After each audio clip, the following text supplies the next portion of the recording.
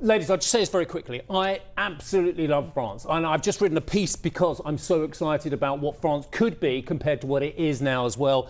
They need to get real, and they need to realise it doesn't matter how many prime ministers and how many elections they have. Unless they change their mindset, nothing is going to change. The definition of insanity is doing the same thing time and time again and thinking you're going to get a different outcome. I'm just wondering whether we take down the open for business sign just yet, because that was what Macron had meant, open for business, whether we see any change, whether there's a snap election, whether we see any handing of power to the left or the right, whether that takes down the open for business sign. I think we can't forget that why are we in this situation? President Macron calling for the snap election last year.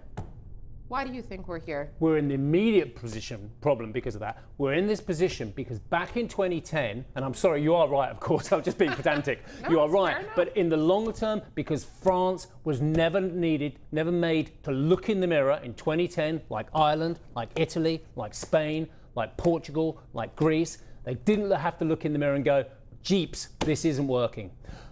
But you're right, of course. France and its French Prime Minister, François Bayrou, well, he lost the confidence vote. It turned into a no confidence vote in Parliament, bringing an end to his government after just 9 months. Politicians from across the French political spectrum united to defeat Bayrou with 364 votes against him and only 194 in favour.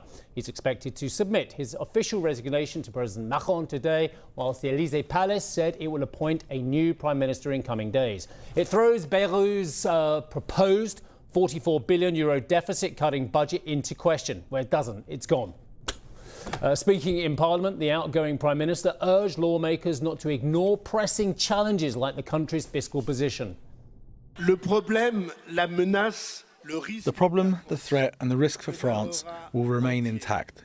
Because, ladies and gentlemen of the Assembly, you have the power to overturn the government, but you do not have the power to erase reality.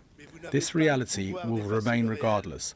Spending will continue to increase even more, and the enormity of the debt, which is already unbearable, will get heavier and heavier and more expensive.